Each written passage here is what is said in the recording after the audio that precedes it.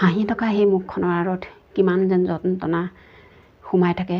সেইখিনি যিগৰাকীয়ে অনবৰতে মুখত হাঁহি লৈ মানুহক আদৰ সাদৰ কৰে, ক'ৰবাত গ'লেও খুব ধুনীয়া মিঠা হাঁহি এটা মুখত লৈ মানুহক মাতষাৰ দিয়ে, সন্মান জনায়, সেই মানুহগৰাকী বা মানুহজনৰ মুখত হাঁহিটোৱে আপোনাক কিবা এটা বুজাব খোজে।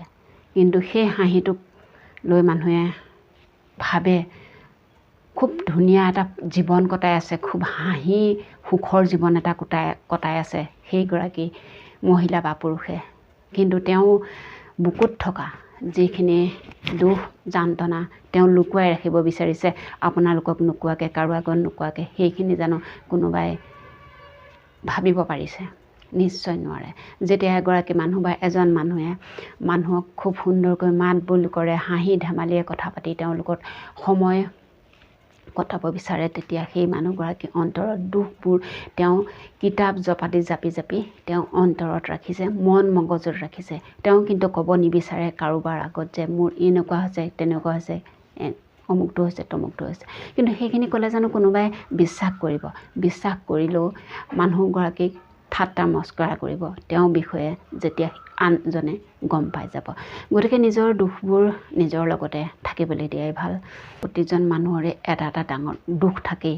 গতিকে কিছুমানৰ দুখবোৰ বহুত ডাঙৰ আৰু কিছুমানৰ দুখবোৰ অকণমান। কিন্তু যিজনৰ মানুহৰ মনত বা মহিলাৰ মনত এটা বহুত দুখ যান্ত্ৰণা, বহুত বেছি যান্ত্ৰণা লুকুৱাই ৰাখিব বিচাৰে, সেই মানুহগৰাকী মুখত এটা মিছা হাঁহি লৈ তেওঁ জীৱন যাপন কৰি থাকে।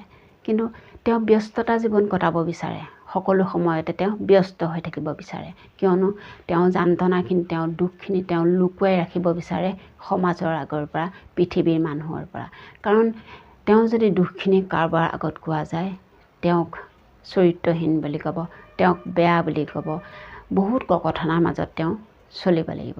গতিকে তেওঁ কাৰো আগত দুখখিনি প্ৰকাশ নকৰি নিজৰ বুকুতে নিজৰ লগতে ৰাখিব বিচাৰে। সেইকাৰণে হয়তো এগৰাকী মহিলা দুখ যান্ত্ৰণাৰ মাজেৰে পাৰ কৰি নিব বিচাৰে। আৰু খুব ব্যস্ততা, আপুনি ভাবিব যিগৰাকী মানুহ বা যিজন মানুহ খুব ব্যস্ততা হৈ থাকিব বিচাৰে প্ৰতিটো সময়তে, সেই মানুহজনৰ বুকুত কিতাপ জপাতি বহুত দুখ যান্ত্ৰণা জাপি ৰাখিব পাৰে নিশ্চয়। হয়তো কিছুমানৰ কাৰোবাৰ আগত কৈ দিয়ে মনটো মুকলি হ'বৰ কাৰণে, কিন্তু সকলোৱে তেনে কৰিব নোৱাৰে। নিজৰ দুখখিনি কাৰো আগত ক'ব নিবিচাৰে, শ্বেয়াৰ কৰিব নিবিচাৰে। আচলতে আজিকালি কি হৈছে, ইমান এনেকুৱা কিছুমান বন্ধু আছে আপোনাৰ দুখৰ মনৰ কথাবোৰ জানি আপোনাক ইটিকিং কৰিব।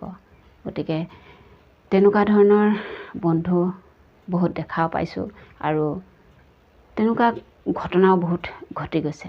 গতিকে যিমানেই নিজৰ মানুহ নহওক, যিমানেই বন্ধুত্ব গঢ়ি নুঠক আপোনাৰ লগত, কিন্তু আপুনি কেতিয়াও মনৰ কথা নক'ব।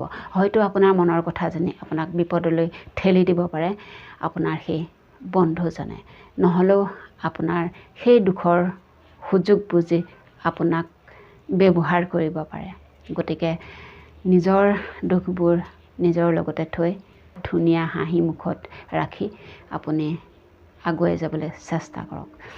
গতিকে এনেকুৱাখিনি মানে মই এই কথাখিনি কিয় কৈছোঁ, আচলতে আপুনি যদি কাৰোবাৰ আগত আপোনাৰ কথাবোৰ ক'বলৈ যায়, আপুনি খুব দুখত ভুগি আছে, সেই কথাখিনি আপুনি কাৰোবাৰ আগত শ্বেয়াৰ কৰিবলৈ যোৱাৰ আগত আপুনি 100 বাৰ ভাবিব লাগিব, নহ'লে আপুনি নিশ্চয় বিপদত পৰিব। কাৰণ আজিৰ মানুহ বহুত বেলেগ। আপোনাৰ দুখৰ যান্ত্ৰণাৰ কথা বুজি আপোনাক বিপদলৈ ঠেলি দিব, আপোনাক ইটিকিং কৰিব, এইজনে চাব নাপায়, সেইজনক চাব নাপায়, বহুত কথা আলোচনা কৰিব। আচলতে আজি পৃথিৱীখন তেনেকুৱাই। কাৰণ আপোনাৰ বিপদ আপুনি নিজেই চপাই নলয়। যিমানেই দুখত নাথাকক কিয়, নিজৰ দুখখিনি নিজৰ বুকুৰ মাজতে ৰাখি হাঁহি মুখে থাকিবলৈ বিচাৰক। তেতিয়া চাব আপোনাৰ ব্যস্ততাই আপোনাৰ দুখখিনি পাহৰাই পেলাইছে আৰু প্ৰতিটো সময়তে সেই দুখখিনি পাহৰিবলৈ আপুনি এখোজ এখোজকৈ আগুৱাই গৈ বেছিকৈ ব্যস্ততা হৈ থাকিব পাৰিব। নহয় জানো বাৰু? মোৰ কথাকেইটা কেনেকুৱা লাগিলে কমেণ্টত জনাব। লগতে চেনেলটি লাইক শ্বেয়াৰ ছাবস্ক্ৰাইব কৰি দিব বুলি আশা ৰাখিলোঁ। ধন্যবাদ।